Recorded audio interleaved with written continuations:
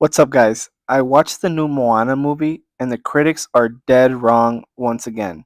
But we'll talk more about that later. Right now, I'm going to tell you if this is a watch it or skip it. And this is a watch it, guys. Moana was good, very good actually, and one of the best Disney live action remakes that I've seen. It was a pretty much one to one adaptation, essentially the same, with very minor changes, which isn't bad. What do they say? Don't fix it if it ain't broken. And it works very well in this case. The movie kept all the original songs, which I think is the biggest pro. A lot of these remakes sometimes try to change up the story and the songs for no reason, and I feel like that rarely works. The girl that played Moana was good. I kind of wish they would have kept her natural hairstyle. I think she naturally has curly hair, so I think that would have looked a little better. She was a little shy in the beginning. You could kind of see that she wasn't letting go completely in her singing, but by the end, I think she improved a lot and her performance was overall good. I only watched the original Moana like twice, probably when it first came out and recently before watching this movie. But the I Am Moana song still almost gave me the chills because it was well done. And then obviously the You're Welcome song by Maui was also good. Also, the end scene when she has the heart and she splits the ocean so the lava monster can come to her, I think that song almost got me in my feels. I think overall the casting was also well done. The dad, the mom, and the grandma were a good fit. And I liked how they stayed true to the Polynesian history. The village and tribe actually felt like a community. The Rock actually looked better in the movie than in the trailers, and I think The Rock just gives a girl dad vibe.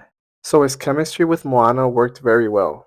There were times when maybe the sky or the sun looked a bit gray, but it wasn't bad at all.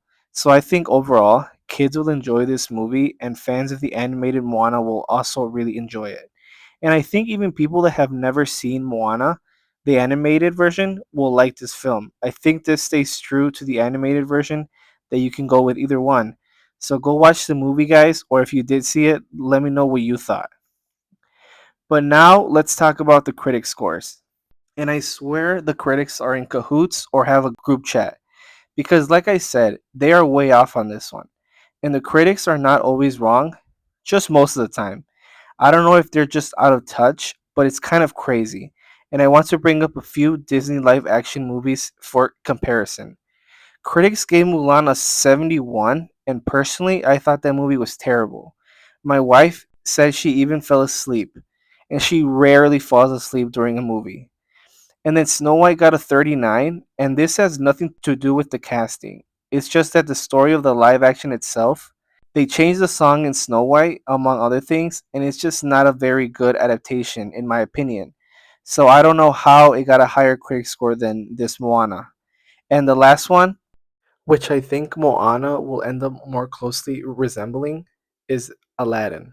That one got a 57 critic rating and a 94 audience rating.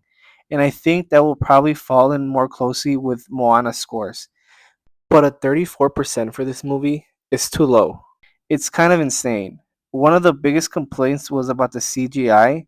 Yeah, the chicken Hey Hey and the little pig were CGI, but they look good for being CGI. I really didn't see that much of a problem with them or any of the CGI. And think about it, this was an animated movie first.